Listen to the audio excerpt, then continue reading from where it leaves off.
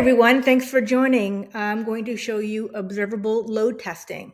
So right here, we have a load test that's already executing. It's executing with Locust Cloud, which provides on-demand cloud load generators as well as enterprise reporting. And typically, you would run a load test, and then you would rely on, the vendor's monitoring to understand what happened in the application, right? Well, let's take a giant leap forward and now use observability to analyze your load tests. First, let me show you very briefly how I started this test. I'm just going to pivot to the command line. And we released a new feature with this flag called --OTel. And what this means is you can take any of your load testing scripts and you can pass this OTel flag in the command line. It will auto instrument your script for all those HTTP user requests, and it will send both metrics and traces to your observability platform. Please refer to our blog because you do need to set some environment variables for destinations and tokens for your favorite observability platform. Here, I just set a max users of 500. I did a very slow spawn rate just because, as you add users, you want the added users to be observable and understand how that affected the resources and the application behavior. Again, --cloud is using Locust Cloud, and you can always choose to run your tests locally as well. So what happens? And all the telemetry is now sent to your favorite observability platform. Here we are obviously using Splunk, which is awesome.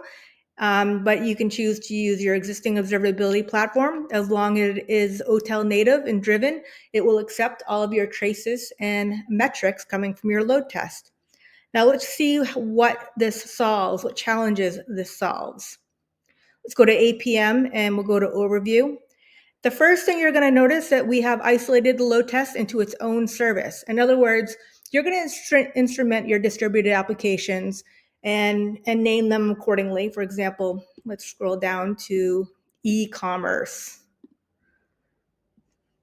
Okay, and right alongside that, you're now going to have a load testing service. So e-commerce is right here, and we're load testing e-commerce. So what we're doing is we're isolating the load. It could be a busy environment, it could be production, or maybe a lower level environment, which there's a lot of QA testing going on.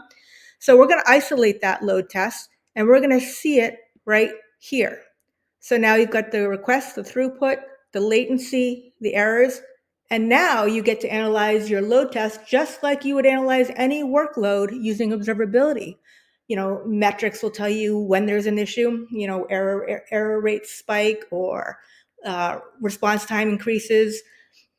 So let's go over to Tag Spotlight to see this even more clearly. And let's go to requests and errors.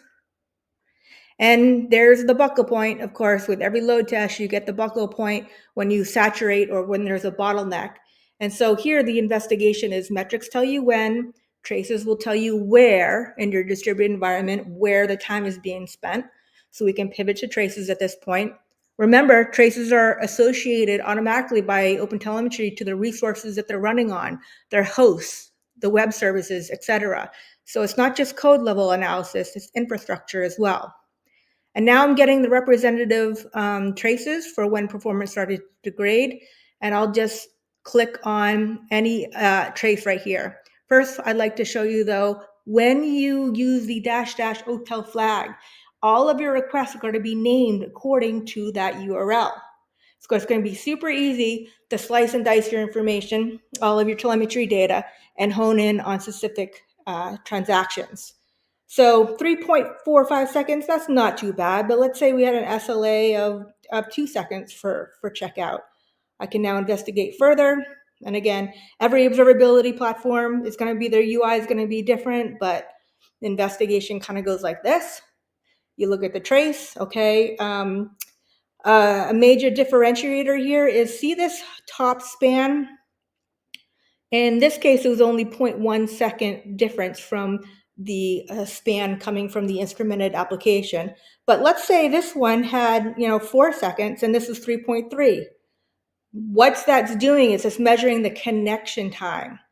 Now, if you're testing a web application like we are here, your browsers are using Keep Alive, and it's a handshake in the beginning. But mobile net native applications, API servers, there's a connection each and every time, and that was kind of missing. In your load test, you want to quantify that and see it.